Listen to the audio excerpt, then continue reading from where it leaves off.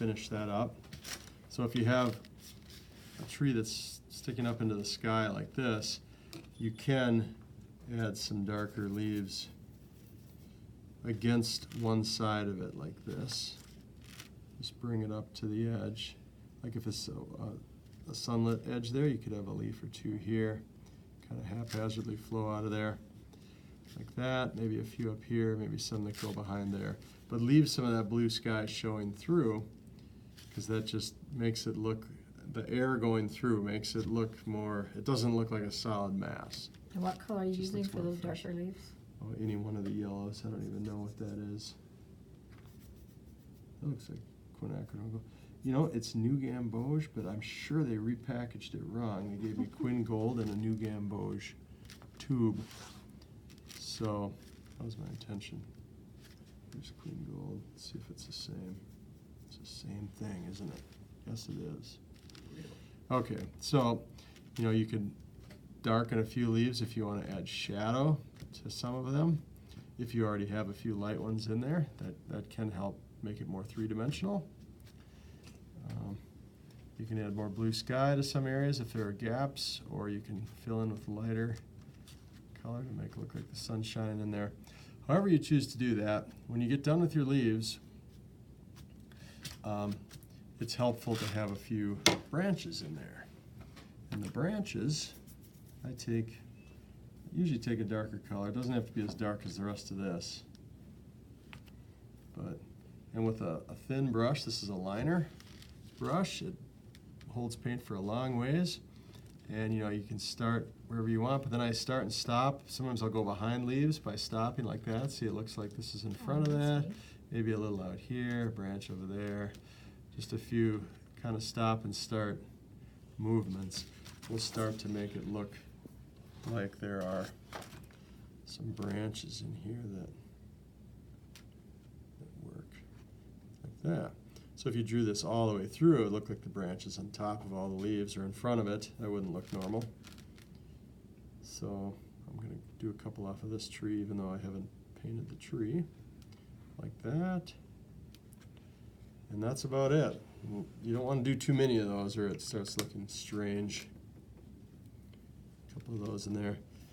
And then if you have foliage and leaves at the bottom, you can add a few of those to kind of repeat some of these patterns. So that's how I tackle that. What I haven't shown you is how to finish up these little curls. If you've saved those, you paint them just like the birch tree in miniature form. But you can change the color on them a little bit. So for example, you'd want your colors mixed up ahead of time. Your purples and the back color.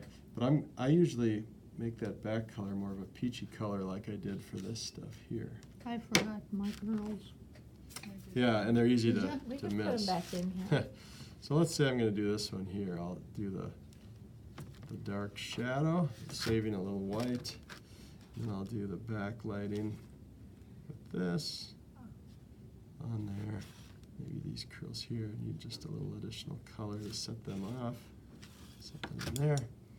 And then I will maybe slightly blot them if I think they need it, which I think they do a bit.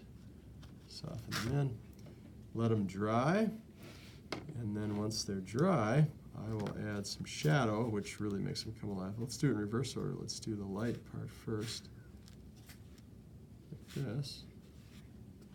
And let's make up another one right there. And do the darker shadow in front of it.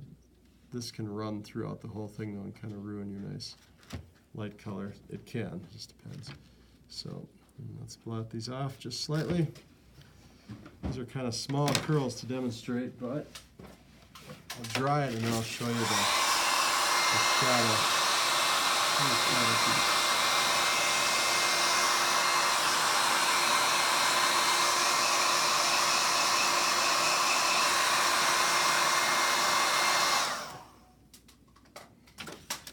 Then I take a pointy little round brush, take some of that dark color, a little dark again,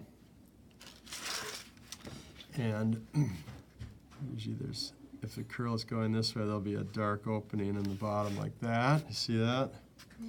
Or if, where's a good one to demonstrate? Like here, in the top of this one, there might be, like it's curled together and there's like a hole down in the middle of it. Or, a great example here. This, where this sticks out over here, I can go back this way and then put a little extra dark right there. And see it'll look like it's curled. There's a smaller curl inside the bigger curl. So it's just kind of playing with these shapes. And the way to figure it out is just go and study some birch trees and see what you're seeing out there. There's not, and pretty soon you'll just throw a few of these in there and it'll work. So those aren't real obvious curls on that one. Like that